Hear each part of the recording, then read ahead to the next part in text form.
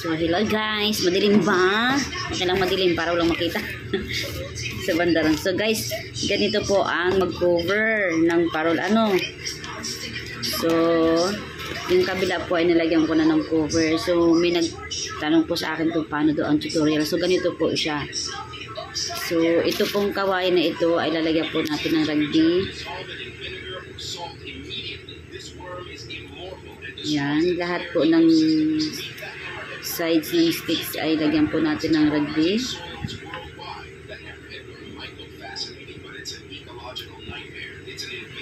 Ito po ba ganyan? May pangkayod kasi ng rugby ito kaya medyo nahirapan ako eh. Hindi katulad yung dati namin ginagamit.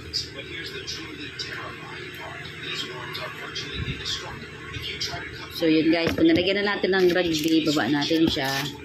Ako po, ang ginagawa ko, nilalagyan ko agad ng cover. So, pababa siya ng ganyan. Ipapatong po natin yung plastic cover niya. Tapos, imasin natin ganyan. Yan, para dumikit. Tapos, set aside lang po natin.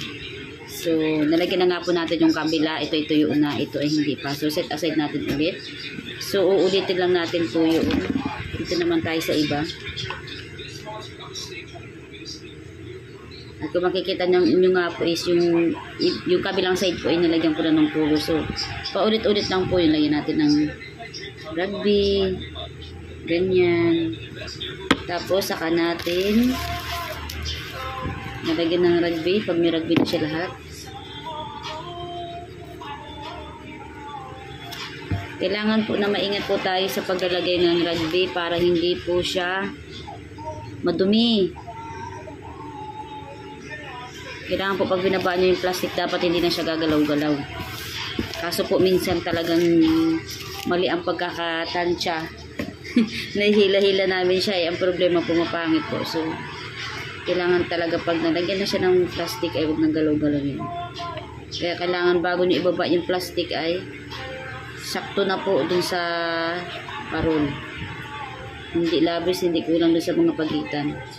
So, ganyan nga po siya. Paulit-ulit lang po yan.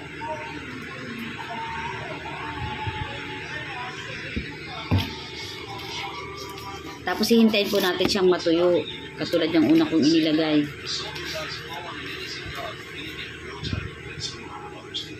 Ayan. Matatansyan nyo naman po yung plastic kung hanggang saan siya. Ayan. So after nyo siya guys, lagyan ng plastic. Yan, back to back na po.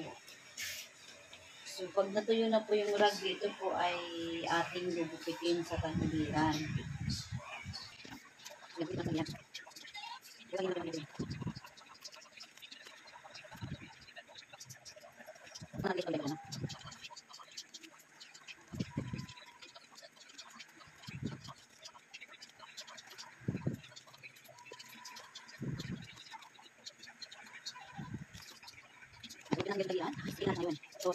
Yan guys, so guys, sa pagdikit, one side lang muna ididikit natin. Halimbawa itong plastic na ito, yung muna ididikit natin. So lalagyan natin siya ng rugby.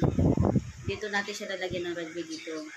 Kung saan mo ididikit yung plastic, so lagyan natin ng rugby, ganyan. Tapos idikit natin.